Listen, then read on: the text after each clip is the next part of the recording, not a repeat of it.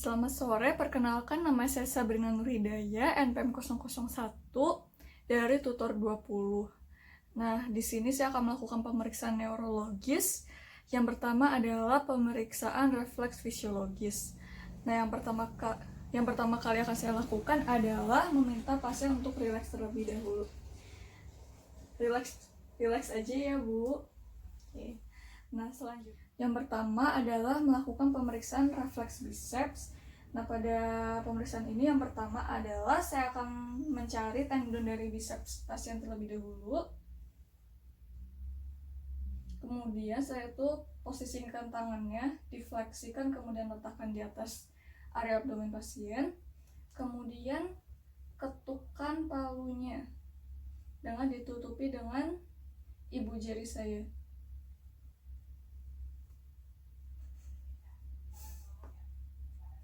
Nah, dapat dilihat di sini terdapat respon refleks, yaitu adanya fleksi dari siku dari lengan bawah pasien. Nah, setelah itu saya akan membandingkan dengan sisi satu lagi.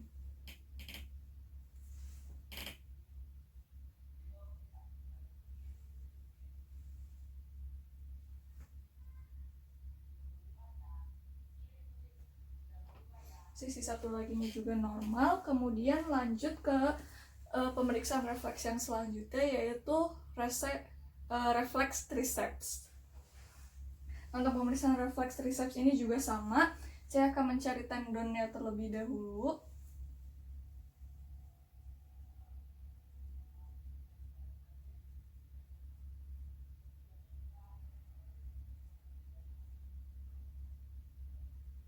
Terus menemukannya, saya akan memosisikannya dengan memfleksikan siku pasien membentuk 190 derajat, kemudian mengangkatnya sedikit. Setelah itu saya akan coba memukulnya tanpa menggunakan ibu jari.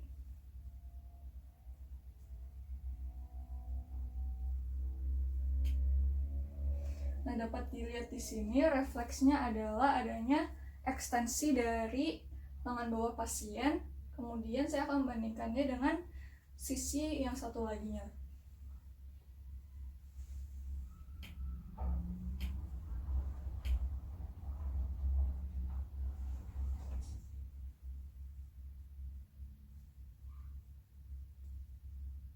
Ya, dapat dilihat di sini adanya refleks ekstensi dari lengan bawah pasien, jadi sisi satu lagi juga normal. Kemudian lanjut ke pemeriksaan yang ketiga adalah pemeriksaan refleks brachioradialis. Nah, di sini saya akan mencari tendon dari brachioradialis yaitu terlebih dahulu.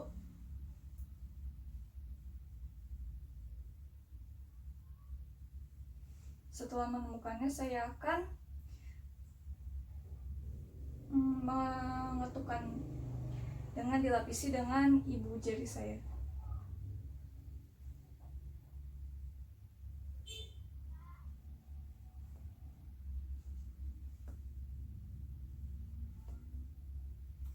Dapat dilihat di sini adanya gerakan fleksi dari pergelangan tangan pasien. Kemudian coba bandingkan dengan sisi yang satu laginya lagi.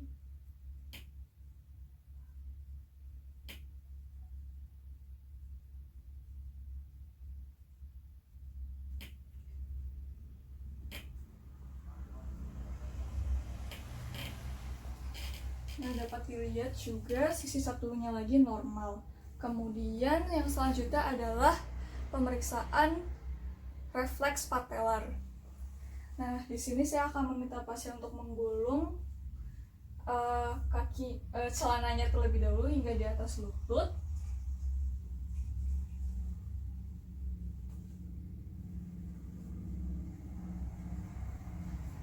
Kemudian saya akan memposisikan tangan saya di bawah lutut pasien seperti ini.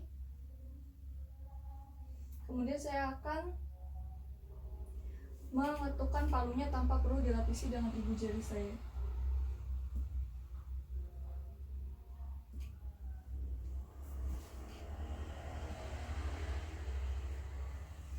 Kemudian bandingkan dengan sisi satunya lagi.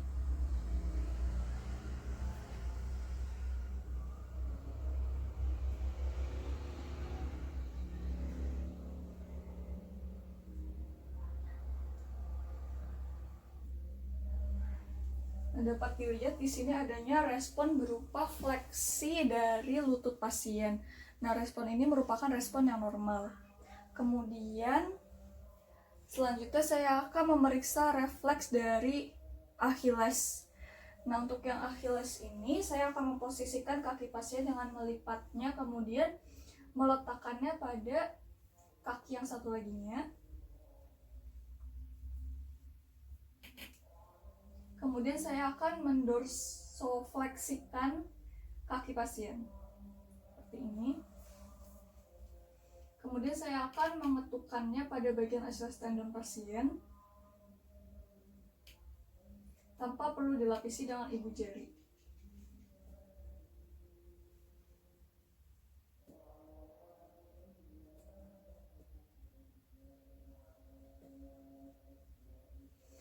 Kemudian saya akan membandingkannya dengan sisi yang satu laginya.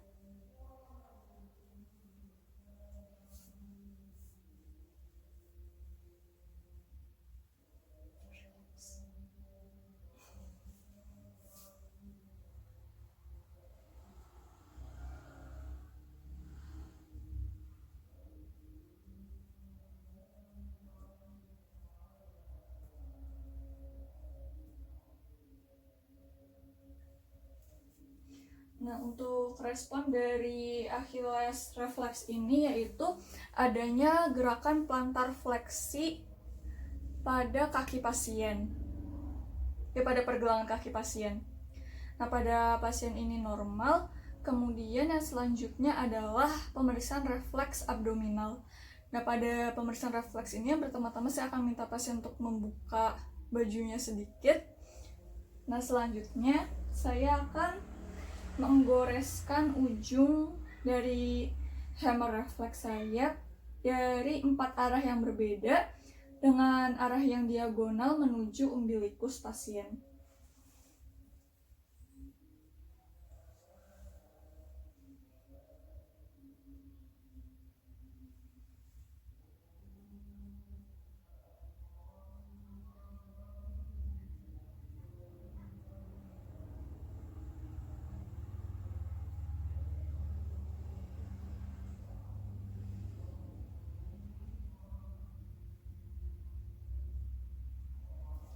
Nah, di sini respon positifnya adalah adanya pergerakan umbilikus ke arah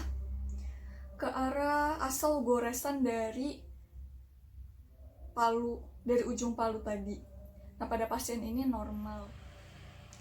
Nah, selanjutnya saya akan melakukan pemeriksaan refleks patologis, di mana apabila refleks ini positif, maka itu tandanya ada suatu abnormalitas pada sistem syaraf pasien. Nah, yang pertama saya akan melakukan pemeriksaan Babinski. Untuk pemeriksaan Babinski ini, saya akan menggoreskan ujung dari refleks hammer ke bagian telapak kaki dari pasien dari arah lateral hingga ke bagian metakarpal pasien, ke bagian medial metakarpal pasien. Nah, pertama saya akan menahan pergelangan kaki pasien seperti ini. Dan saya akan memulai menggoreskan ujung palunya, dan ujung palunya itu 90 derajat dengan permukaan kulit pasien.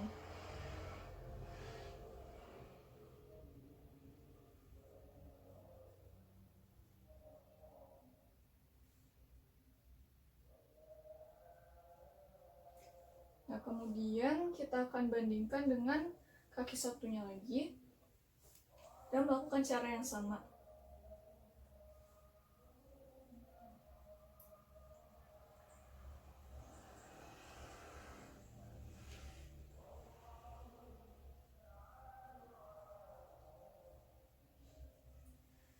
Nah, dari sini dapat diketahui bahwa responnya itu adalah negatif dikarenakan tidak adanya gerakan dorsofleksi dari jari-jari kaki pasien.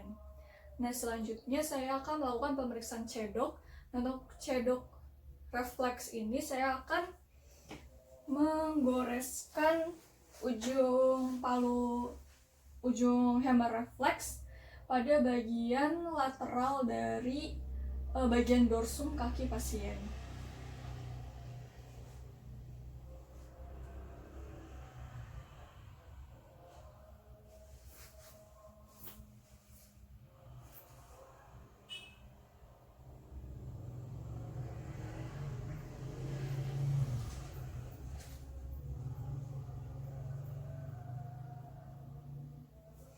Kemudian saya akan bandingkannya dengan kaki satunya lagi.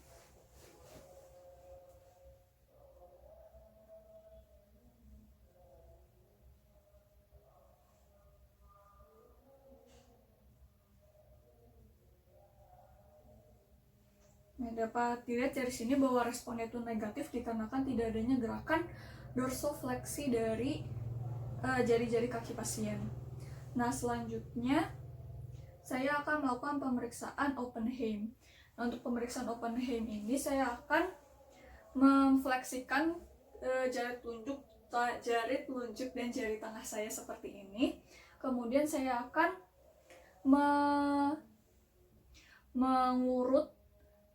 mengikuti tulang tibia dari pasien dari arah proksimal hingga ke distal.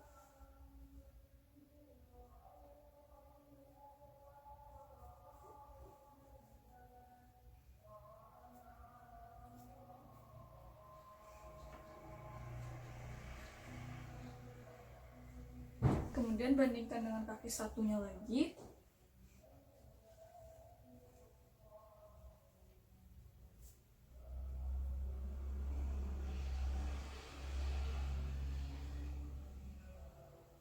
Nah, dari sini dapat dilihat bahwa responnya itu adalah negatif dikarenakan tidak adanya gerakan plantar fleksi dari jari-jari kaki pasien. Nah, kemudian selanjutnya saya akan melakukan pemeriksaan refleks Gordon. Untuk pemeriksaan refleks Gordon ini saya akan menekan otot gastrocnemius atau betis pada pasien.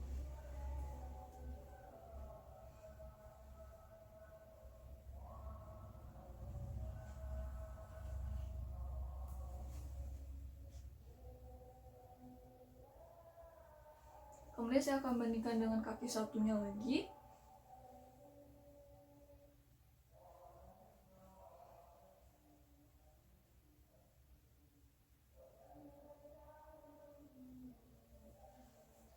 Nah,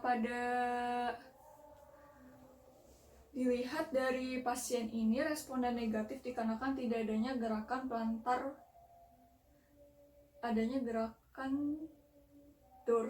plantar fleksi dari jari-jari kaki pasien.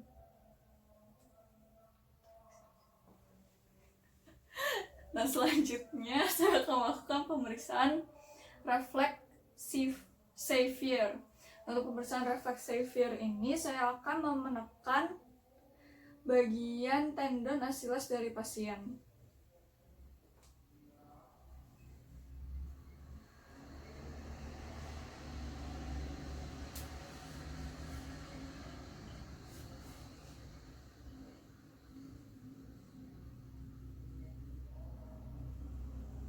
Kemudian bandingkan dengan kaki satunya lagi.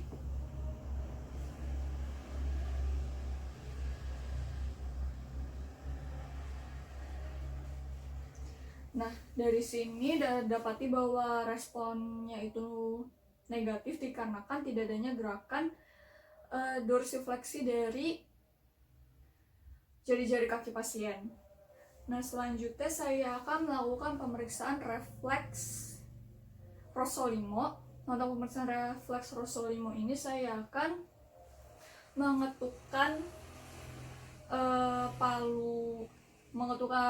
refleks hammer ke bagian telapak kaki, utamanya pada bagian metakarpal jari pertama.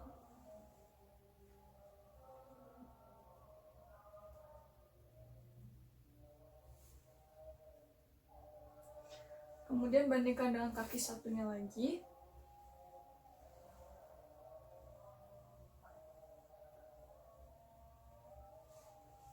Nah, dari sini dapat dilihat bahwa respon itu negatif dikarenakan tidak adanya gerakan plantar fleksi dari jari-jari kaki pasien. Nah, kemudian selanjutnya saya akan melakukan pemeriksaan Mendel-Bechtereau.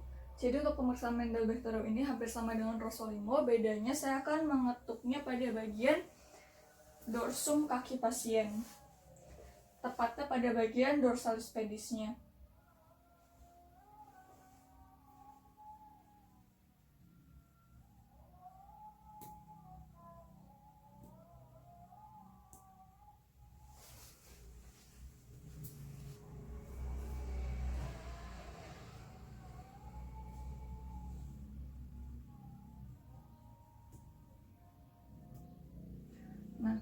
pada di sini dapat lihat bahwa responnya juga negatif dikarenakan tidak adanya gerakan plantar fleksi dari jari-jari kaki pasien. Nah, selanjutnya saya akan melakukan pemeriksaan Hoffmann-Tromner. Nah, selanjutnya saya akan melakukan pemeriksaan refleks Hoffmann-Tromner. Nah, untuk pemeriksaan ini saya akan mengangkat sedikit pergelangan tangan pasien, kemudian mendorsofleksikannya sedikit. Setelah itu saya akan relax aja Bu jari-jarinya. Nah, selanjutnya saya akan menahan jari tengah pasien seperti ini. Dan saya akan menyentil ujung jarinya ke arah atas untuk Hoffmann serta ke arah bawah untuk Tromner.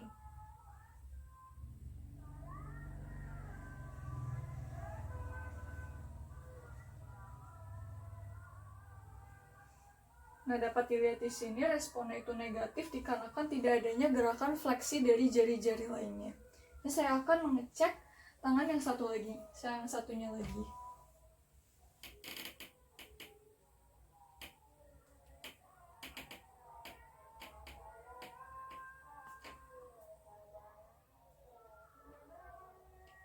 Untuk tangan satunya lagi juga responnya negatif.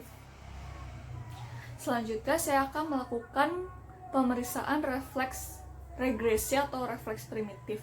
Nah, yang pertama-tama saya akan mengecek refleks glabelar dari pasien. Nah, yang pertama saya akan mengetukkan jari saya ke area di antara kedua alis pasien dan melakukannya dari atas kepala pasien supaya pasien tidak dapat melihat tangan saya. Nah, saya akan melakukan ketukannya itu secara beritme.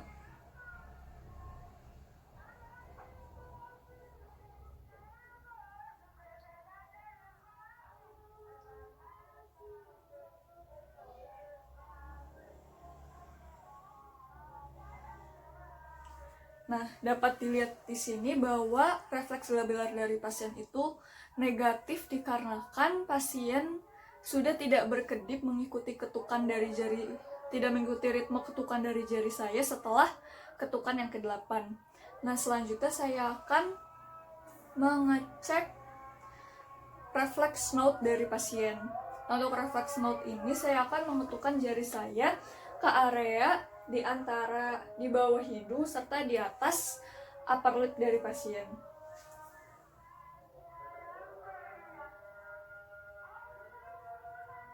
Nah, dapat dilihat di sini refleks note dari pasien itu negatif dikarenakan tidak adanya gerakan memajukan bibir pada pasien. Nah, selanjutnya saya akan melakukan pemeriksaan refleks palmomental dari pasien. Nah, caranya itu adalah dengan mengangkat telapak tangan pasien seperti ini. Kemudian saya akan menggoreskan ujung dari refleks hammer dari arah lateral ke medial dari bagian metakarpal pasien.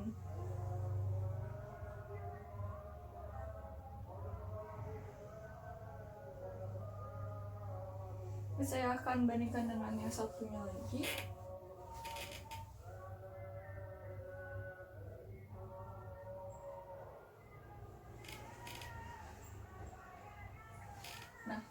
Dari sini dapat dilihat bahwa refleks palmomental ini negatif dikarenakan tidak adanya kontraksi dari otot mental pada dagu pasien. Nah, selanjutnya saya akan melakukan pemeriksaan grasp reflex dari pasien. Nah, caranya adalah dengan mengangkat telapak tangan pasien seperti ini.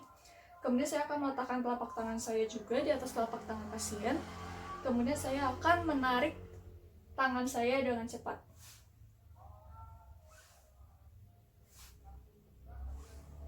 Nah, dapat dilihat di sini refleks itu negatif dikarenakan tidak adanya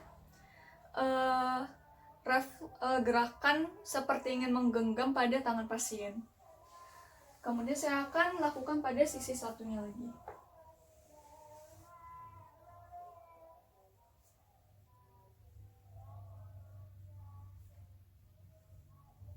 Untuk pada sisi satunya lagi itu negatif juga.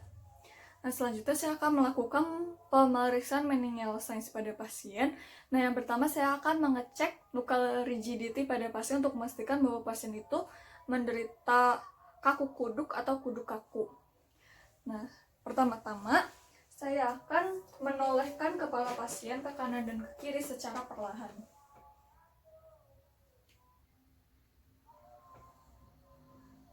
Nah, dapat dilihat di sini pasien tidak merasakan nyeri pada saat ditolehkan kepalanya ke kanan dan ke kiri, yaitu menandakan tidak adanya gejala kuduk kaku. Nah, selanjutnya saya akan mengecek apakah pasien menderita kaku kuduk. Nah, caranya adalah menekan bagian sternum dari pasien dengan menggunakan tangan kanan. Kemudian saya akan mengangkat bagian kepala pasien dengan menggunakan tangan kiri saya.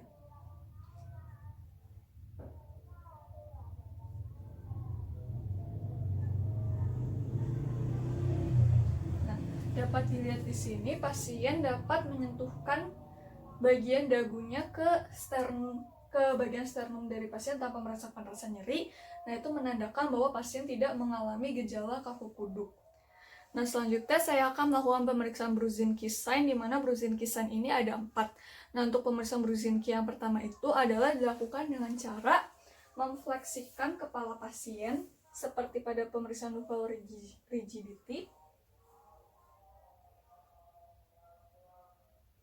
Kemudian melihat pada bagian ekstremitas bawah pasien terdapat fleksi atau tidak pada bagian lututnya. Nah, pada pasien ini adalah negatif dikarenakan tidak adanya fleksi pada bagian lutut pasien. Nah, selanjutnya saya akan melakukan pemeriksaan Brudzinski 2, di mana pemeriksaan Brudzinski 2 ini dilakukan dengan cara mengangkat kaki pasien secara satu persatu seperti ini dengan lurus. Kemudian melihat pada kaki satunya lagi terdapat gerakan fleksi pada lutut atau tidak. Kemudian lakukan pada kaki yang satunya lagi. Nah, pada pasien ini Brudzinski 2-nya itu negatif dikarenakan tidak adanya gerakan fleksi pada lutut pasien pada kedua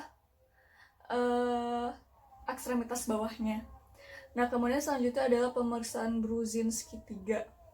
Nah, untuk pemeriksaan Brudzinski 3 ini dilakukan dengan cara menekan tulang zigomatik atau tulang pipi pasien. Seperti ini.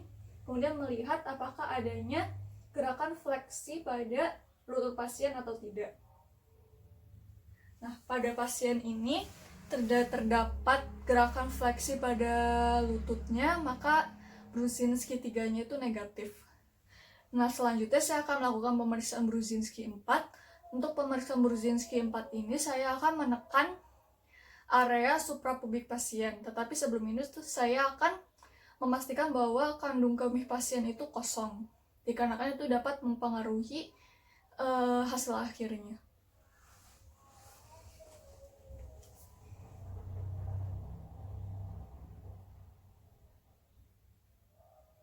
Nah, dapat dilihat di sini respons Brudzinski 4 itu negatif dikarenakan tidak adanya fleksi pada kedua lutut pada ekstremitas bawah pasien.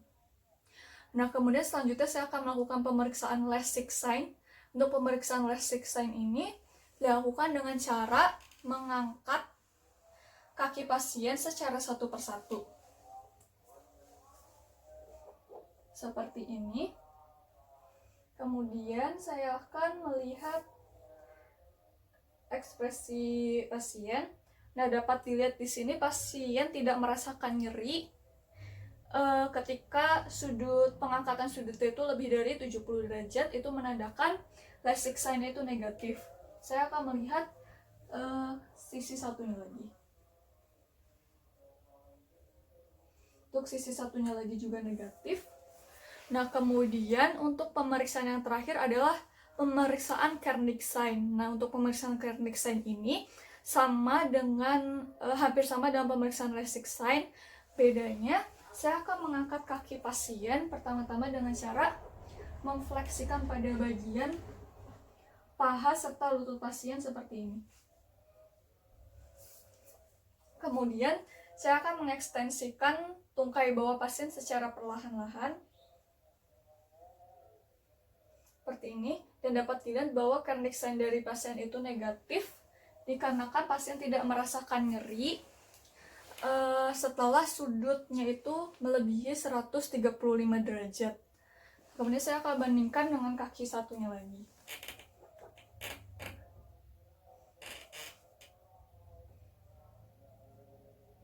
Untuk kaki satu laginya juga Kernik sign-nya itu negatif. Nah, sekian dari saya. Terima kasih.